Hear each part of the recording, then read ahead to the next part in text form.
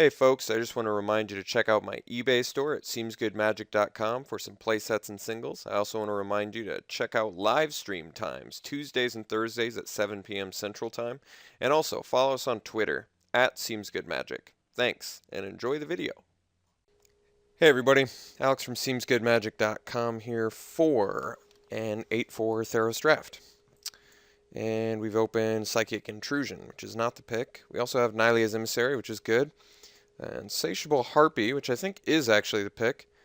We also have Nimbus Naiad, Lash of the Whip, Traveling Philosopher, Time to Feed, Blood Toll Harpy. Decent picks in here otherwise, Savage Surge, Crusader, Hoplite. But I actually really like the Harpy a lot. This is an Aura format, so getting a flying lifelinker seems really, really relevant alongside those. But yes, I'm still on the aggro plan as per usual. Okay, here we've got Triton Fortune Hunter, but we also have Arena Athlete and Skull Cleaver as well. I think we're just going to slam the Arena Athlete. If you know me, I like aggressive decks, and Athlete's pretty awesome for that. Fortune Hunter is actually proven to be a pretty amazing card as well, but we're going to take the Athlete. Maybe wheel the Skull Cleaver. Those tend to wheel a lot, oddly enough. Sometimes you get in the draft pools where just people hate red in this format. Okay. Pretty easily coordinated assault here. You get some double heroic triggers, and it's just an excellent combat trick in general. Maybe wheel the Dragon Mantle or the Baleful Eidolon. Sort of depends. Foil Swan Song is definitely not the pick, but interesting.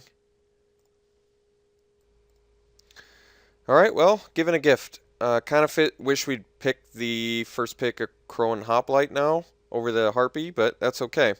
I'd say it's a pretty good sign for red and white if we're getting past Annex and Cymede. I mean, typically I first pick that.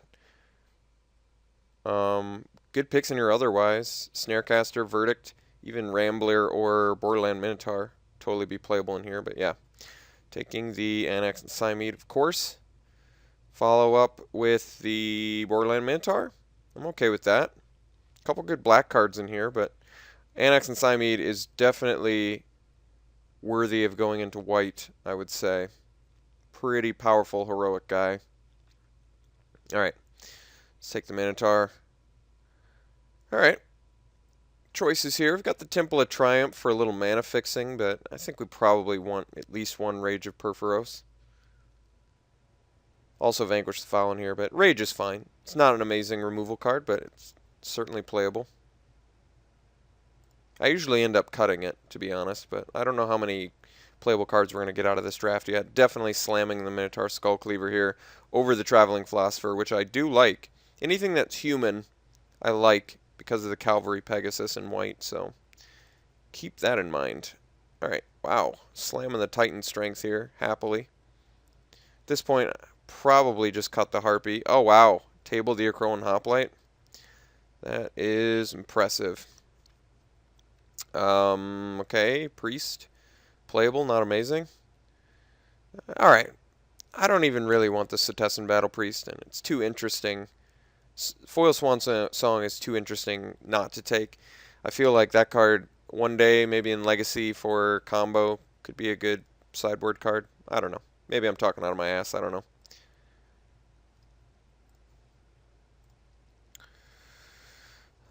Neither of these cards are very good in this format. This deck is good, though. I'll tell you that much. Looks really good right now. Does appear that white's getting cut, but we don't have to be super deep white, and we'll still be okay.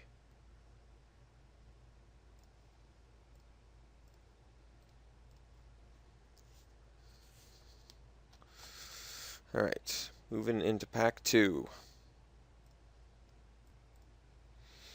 Unfortunately, no slam first picks, but we are going to take the Spear Point Oriad because it's good enough. Taking it over the Glare of Heresy and the second Borderland Minotaur, as well as the Temple of Silence, which is actually fine as well, just as a scry card, but yeah, let's take the Spear Point. Oriad. Okay. Alright, we're going to take the Pegasus here. We already have the Athlete, Priest, which we're probably going to end up cutting. But Annex and Simede is also a human, so Pegasus looks really good in here. Also have chance to get more Traveling Philosophers and Crone Crusaders. There's plenty of humans in our colors, so I'll happily take the Cavalry Pegasus. Passing some pretty good cards, though, no doubt. Mogus's Marauder, Cavern Lampad, Fricus Cure. Good cards in black. Okay, here, alright, we have Battlewise Valor, but I think we probably want the Flame Speaker Adept. We've got the Titan Strength. We've got, what, nothing else yet? Rage Perforos? So we've got only a couple so far, but it's early enough where we could find some more. And this card with, like, Magma Jet, if you watched a stream I did, really amazing with Magma Jet. Lets you really cripple some guys. It's also human too, so even more fuel for the Cavalry Pegasus. So all those factors add up to taking it. Alright, here we've got Ordeal of Perforos, as well as Observant Alceid. Will likely wheel the Satyr Rambler. Definitely want the Ordeal here. I like the red one a lot, and we already have a couple heroic guys. So it seems correct to me. Okay. Could take the Philosopher. Could also take the Ill-Tempered Cyclops. Cyclops is definitely better than Philosopher. Philosopher is a human 2-drop, though. And white does appear to be getting cut. I don't think it's likely we're going to wheel either of them. There's probably a better chance we wheel the Philosopher, but like I said, I guess white was getting cut. I do want more humans. I think I'm going to take the Cyclops. Cyclops is just better. It's an excellent finisher.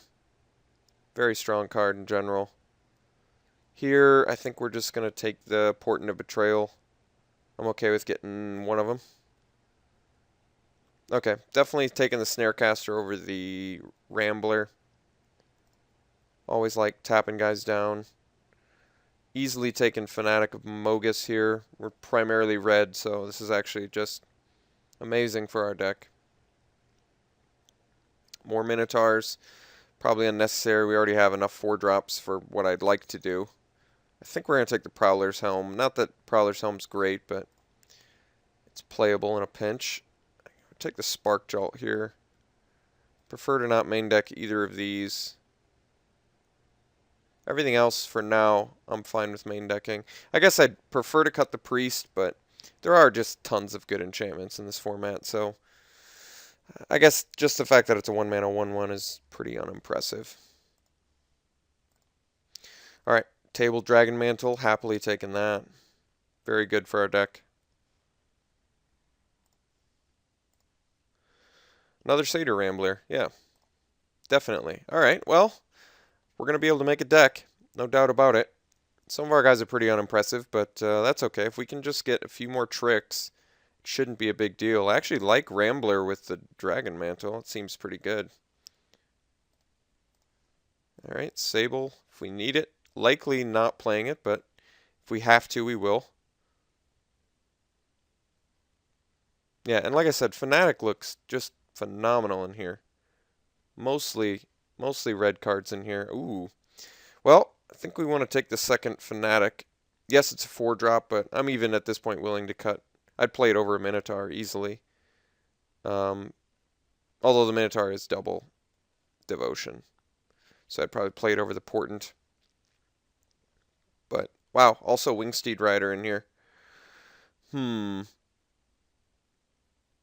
Are we going to be able to table the Fanatic? That'll really be the deciding factor here. Can we table a Fanatic? I mean, red has been open both packs. Definitely more open pack 1. Wingsteed Rider may be a little too good to pass here, actually. I mean, yes, we're light white, but Wingsteed Rider doesn't matter. It makes it worth it. Diving in deep right now. It's just so good. I think we're going to take the Wingsteed Rider over the Fanatic and see if we can get lucky and wheel it. Okay. Here, I think we'll just take the Verdict. It's good removal. I mean, Titan. I mean, Titan's a card. Do I want to play it in here? Not really. Do I want to play anything out of here? No, not really either. I guess we'll just take the rare. I don't see myself playing it, but I don't really care about any other card in here.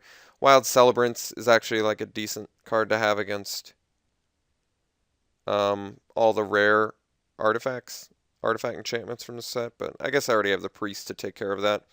Whatever, we'll take the rare. I don't think we're going to play it.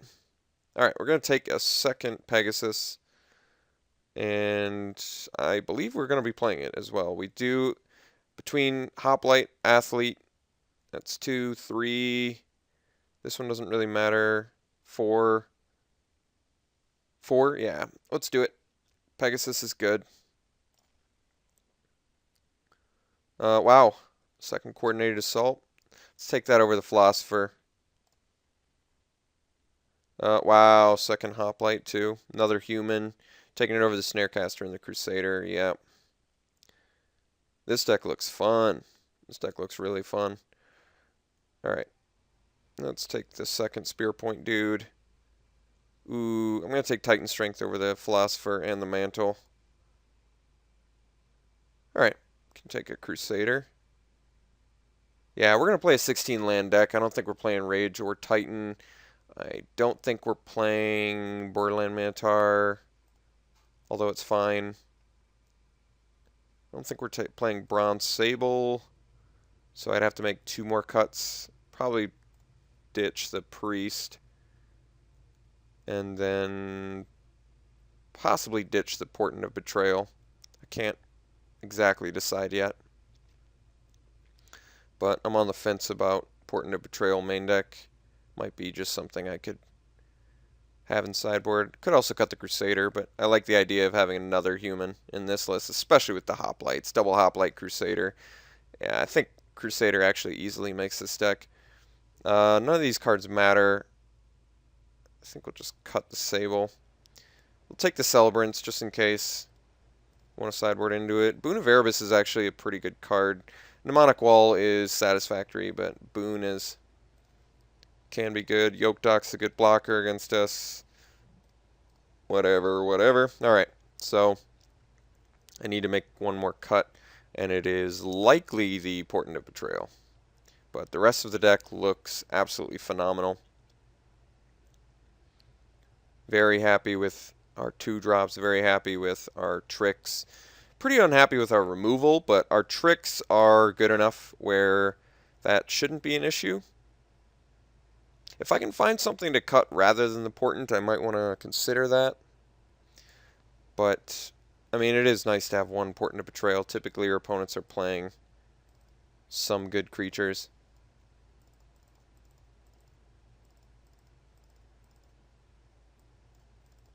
Like, I could cut one of the Spear Point Oreads. Probably not be, whoops, too heartbroken about it.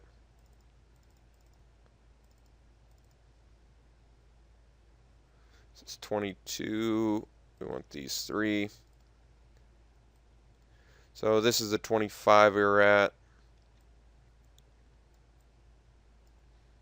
Jeez.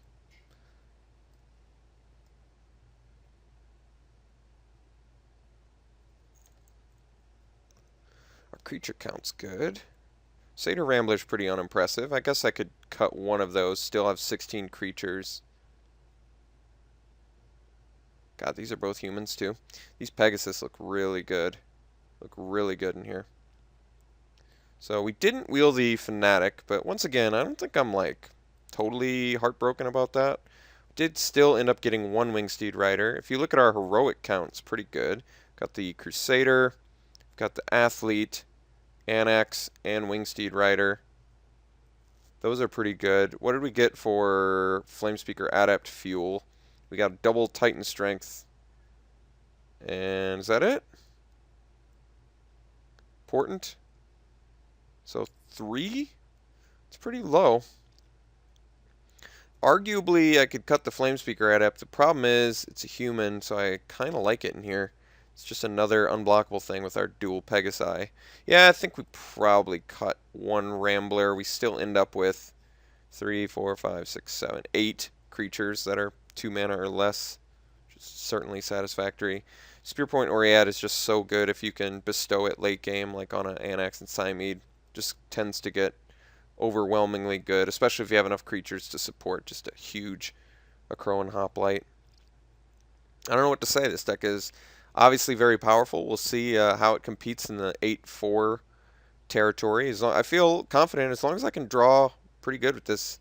This deck seems like it can perform really well if I draw nice. So we'll see how nice we draw. But let's get our mana going here.